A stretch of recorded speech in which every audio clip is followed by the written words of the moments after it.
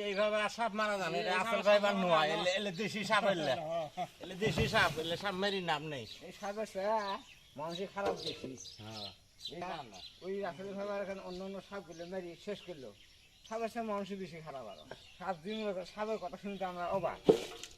তো সাপও তো মানুষের নাহান কথা কয় এখন সাপের কথা শুনে অবাক হয়ে গেলাম সাপের সাথে মানুষ খারাপ এখন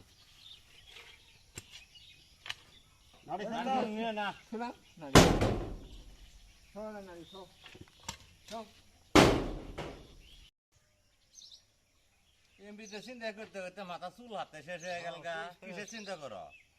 হ্যাঁ মাথা চুল হাতে নেই